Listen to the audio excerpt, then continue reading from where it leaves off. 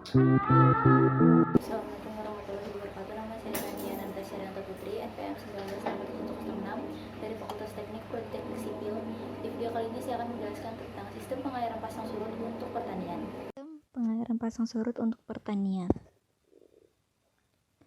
Sejarah pasang surut untuk pertanian. Indonesia memiliki sumber daya lahan yang sangat luas untuk peningkatan produktivitas tanaman pangan, khususnya tanaman padi.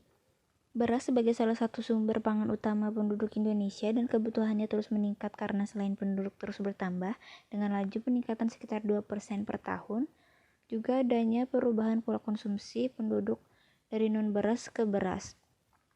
Di samping itu, terjadinya penciutan lahan sawah irigasi akibat konversi lahan untuk kepentingan pertanian dan munculnya fenomena degradasi kesuburan lahan menyebabkan produktivitas padi sawah irigasi cenderung melandai. Berkaitan dengan perkiraan terjadinya penurunan produksi tersebut, maka perlu diupayakan penanggulangannya melalui peningkatan intensitas pertanaman dan produktivitas lahan sawah yang ada, percetakan lahan irigasi baru, dan pengembangan lahan potensi lainnya termasuk lahan marginal seperti lahan rawa pasang surut. Konsep atau teori pasang surut dari pertanian. Lahan basah. Secara sederhana, pengertian lahan basah dalam bahasa Inggris disebut wetland adalah setiap wilayah di mana tanahnya jenuh dengan air, tergenang air yang dangkal, baik sebagai atau keseluruhannya. Genangan airnya bersifat permanen, terus-menerus atau musiman, baik berupa air diam atau mengalir, baik berupa air tawar, air payau, maupun air asin, terbentuk secara alami ataupun buatan manusia. Pasang surut. Pasang surut laut merupakan fenomena pergerakan naiknya turun permukaan air laut secara berkala diakibatkan oleh kombinasi gaya gravitasi dan gaya tarik-menarik dari benda astronomi terutama matahari, bumi, dan bulan. Pengaruh benda angkasa lain dapat diabaikan karena jaraknya lebih jauh atau ukurannya lebih kecil. Sedangkan faktor non-astronomi yang mempengaruhi pasut terutama di perairan semi tertutup seperti teluk adalah bentuk garis pantai dan topografi dasar perairan. Topologi dan tipe lahan pasang surut. 1. Lahan potensial. Lahan potensial adalah lahan yang paling kecil kendalanya dan dengan ciri lapis spirit 2% berada pada kedalaman lebih dari 30 cm. Tekstur tanahnya liat.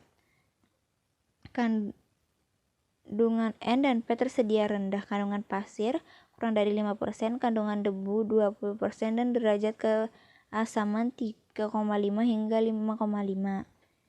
Lahan potensial itu lahan pasang surut yang tanahnya termasuk tanah sulfat masam potensial dengan lapis spirit berkadar 2% terletak pada kedalaman lebih dari 50 cm dari permukaan tanah. Lahan sulfat asam. Lahan sulfat asam adalah lahan yang lapisan spiritnya berada pada kedalaman kurang dari 30 cm.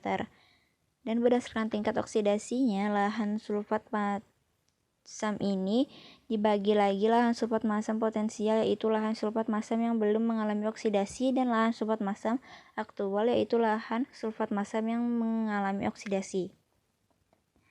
Lahan gambut atau bergambut.